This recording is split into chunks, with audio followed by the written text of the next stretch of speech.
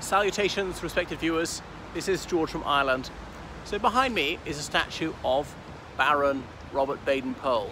I believe it's the largest statue of him in the world. So Baden-Powell was born in 1857 in the United Kingdom. He's from a very military family, and he was an officer in the British Army himself. Served in various places such as India and South Africa. And he was in what we now call Zimbabwe, then Rhodesia, fighting there. The Second Matabele War, if I've got that right. We now call them Ndebele, I think. These days, the causes he was serving are not the height of fashion, I think it's fair to say. But when he was in Africa, he became enormously impressed with scouts. He meant teenage boys who were below the age of military service who could travel great distances and were reconnoitering things and carrying supplies and being great help to the soldiers, acting as auxiliaries, not actually fighting. And then some soldiers who did these things who could travel great distances without exhausting themselves, doing scout pace, running 100 meters, walking 100 meters, running 100 meters, walking 100 meters, things like that. But anyway, then the Second South African War broke out in 1899, and he was in charge at Mafeking. Shortly before that, there'd been Black Week, whereas the British Army had suffered 3 defeats in 1 week. It seemed to be a dismal performance, fighting against the Transvaal Republic and the Orange Free State. These were 2 Afrikaner states in South Africa. When I say Afrikaner, I mean they were of Dutch descent, the people ruling these countries. Dutch-speaking whites. Well, the majority of people there were black, but they were excluded from political power.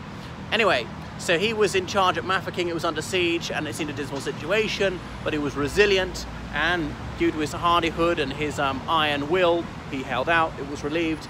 Then there was celebration in the United Kingdom, and then Mafeking even became a verb to mean to celebrate for a while. That's long since forgotten. So he soon left the army. About a third of the volunteers for the British Army at the time of the South African War had been turned down on the grounds of being physically unfit. A century of urban dwelling had turned some of these denizens into, well, almost walking skeletons, malnourished, or knew nothing about fieldcraft, the countryside, thought that milk came out of bottles, couldn't read a map, things like that, and just didn't do physical exercise, or not the right sort of physical exercise. Also, there was malnutrition and poverty. That was part of the explanation. So the Boy Scouts were founded in 1907, actually not by him, but he very soon became involved in it and took some boys to Brownsea Island, which is on the east coast of England. There was a big jamboree in August 2007 to celebrate the centenary of that.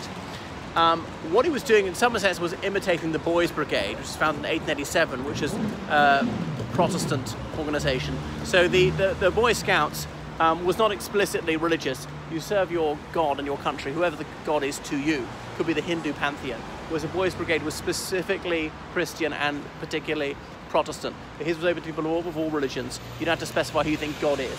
So that was that, and it's quasi-military, wearing uniforms, and there's a lot of Indian terminology in there, like, I don't know, there's a Bagheera, or whatever other words they borrow for that one. And it rapidly spread all around the world, even before the First World War. Been set up in several other countries, and on and on. Now, there's some people who reacted against it, didn't like the militarism of it, or the religiosity.